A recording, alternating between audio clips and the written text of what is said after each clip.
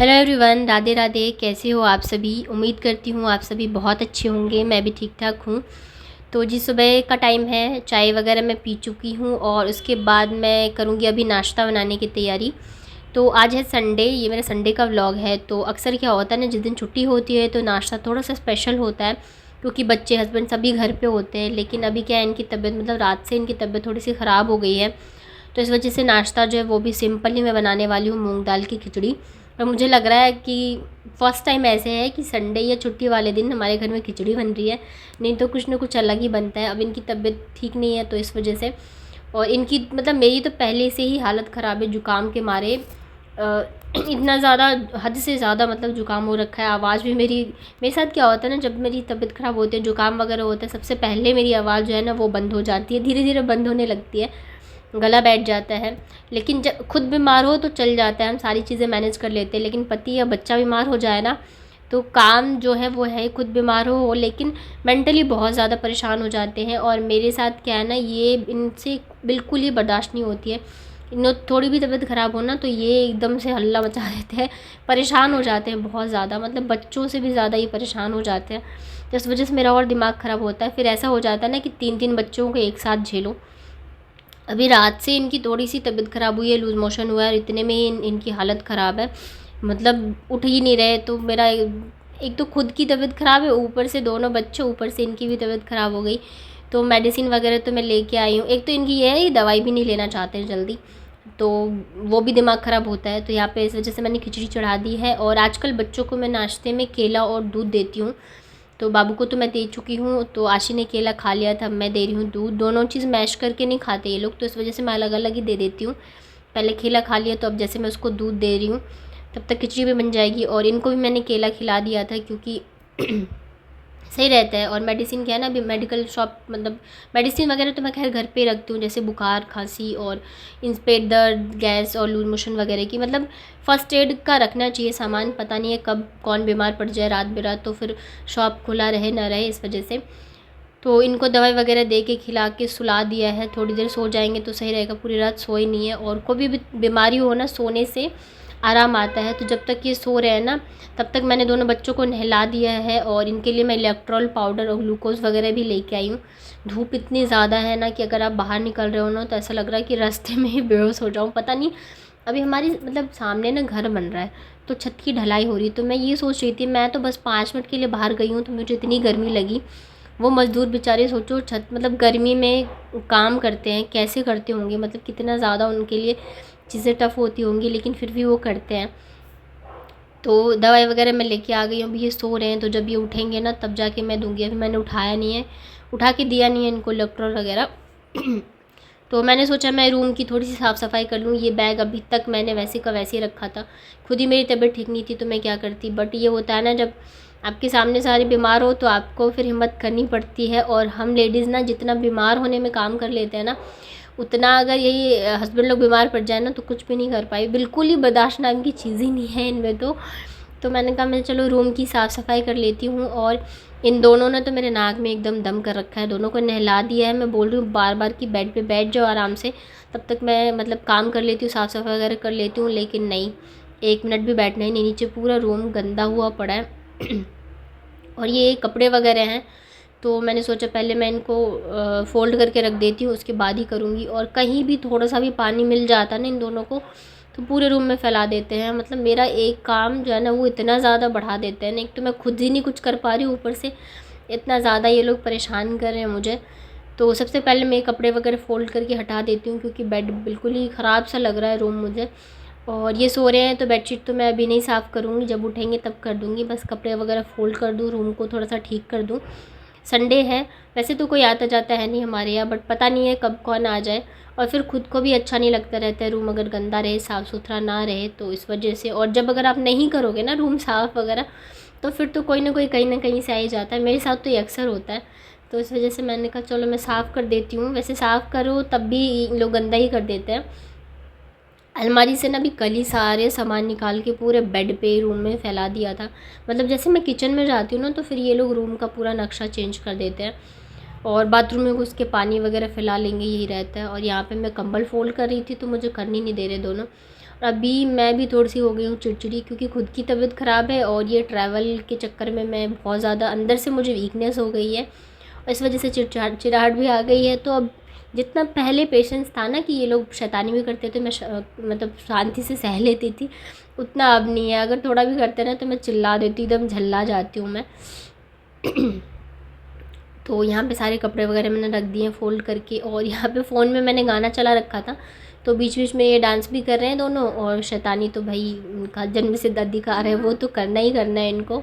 और खाने में इन्हें तो मतलब खिचड़ी देने वाली हूँ हम लोगों के लिए, अभी देखते हैं क्या बनाएंगे। और मतलब सच में ऐसा बिल्कुल ही अच्छा नहीं लगता है कि छुट्टी वाला दिन हो और ये हस्बैंड बीमार हो। मतलब जिस दिन छुट्टी होती है ना, घर पे होते हैं, तो कितना अच्छा रहता है, पूरे दिन कुछ ना कुछ बनाती रहती हूँ मैं, खाते रहते हैं सब, हंसते बोलते रहते हैं, तो अच्छा लगता है। आज ऐसे ही ये बीमार पड़े हैं तो कुछ भी अच्छा सा नहीं लग रहा है।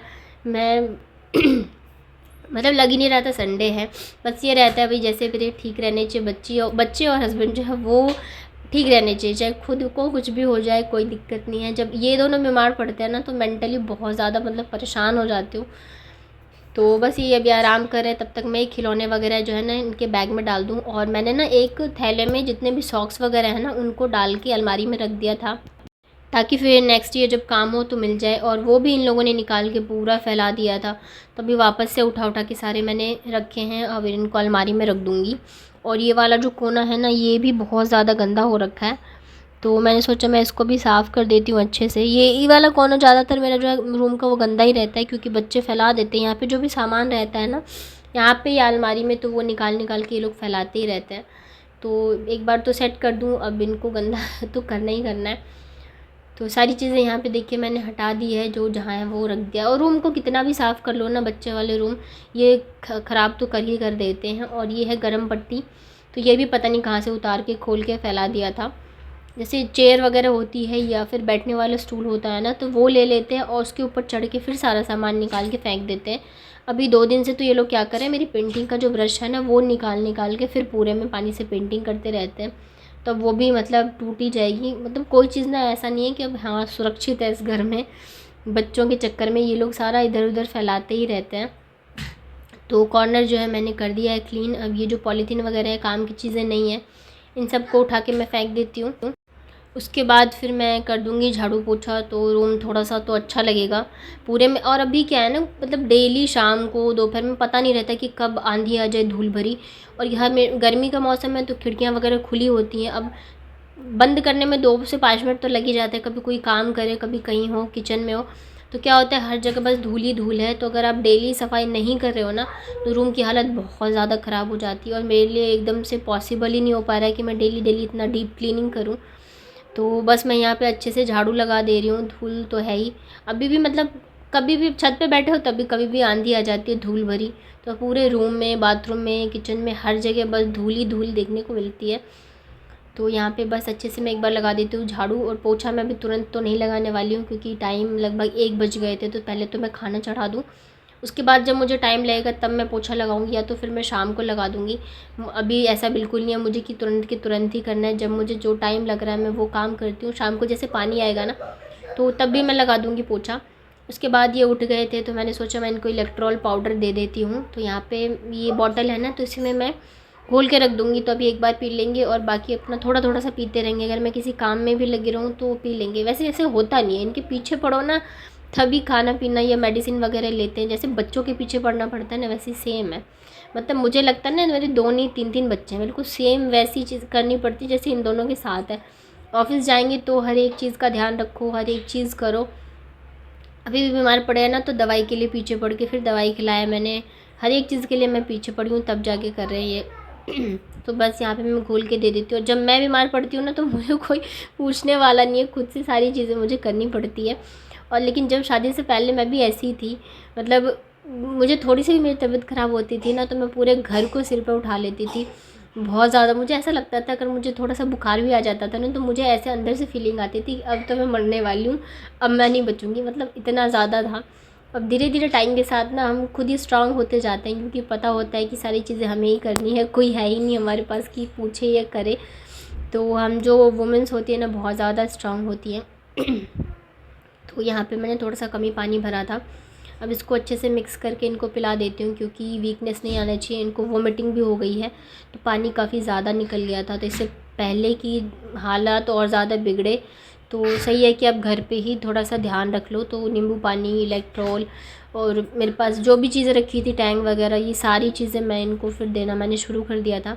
और मेरी खुद की आंखें नहीं खुल रही हैं जुकाम के मारे, बहुत ज़्यादा मेरी बैंड बजी पड़ी है। कुछ भी करने की इच्छा नहीं हो रही है, लेकिन सारी चीज़ें करनी है। खाना भी बनाना है, भाई बच्चे हैं कैसे छोड़ दूँ मैं इनको। तो बस यहाँ पे देखिए मैं इनको दे देती हूँ। उसके बाद ये शाम का है, तो खेलते खेलते बाबू गिर गई थी छत पे और इसके घुटने में लग गई थी बहुत ज़्यादा चोट, मतलब घिसा गया था। और इसके साथ क्या है ना कि ये रोती है नहीं, तो मतलब मैं नीचे बर्तन वगैरह धो रही थी, पानी आ रहा था, पोछा लगाया, इन सब कामों में लगी थी, और ये ऊपर गिर गई। आशी को अगर थोड़ी सी भी लग जाती है ना, तो वो एकदम हल्ला मचा देती है। तो उसके बाद टाइम हो गया था रात का डिनर का। इनकी तबीयत पहले से काफ़ी ठीक है, तो इनका मन कर रहा था खाने का, और खिचड़ी इनको बिल्कुल भी पसंद नहीं है, बट तबीयत ख़राब थी तो वजह से उन्होंने खाया। तो मैंने कहा चलो ठीक है, मैं दाल चावल वगैरह बना देती हूँ।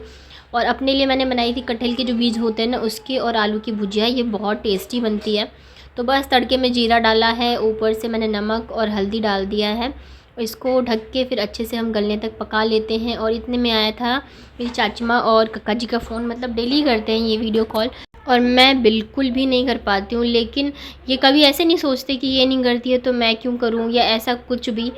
जब इनको लगता है 2 दिन 3 दिन पे आराम से ये कर लेते हैं। और यहाँ पे देखिए बातों बातों में मेरी भुजिया भी बन गई है। तो ऊपर से बस थोड़ी सी लाल मिर्च और धनिया पाउडर मैंने डाला है। ये भुजिया बहुत ही टेस्टी लगती है खाने में।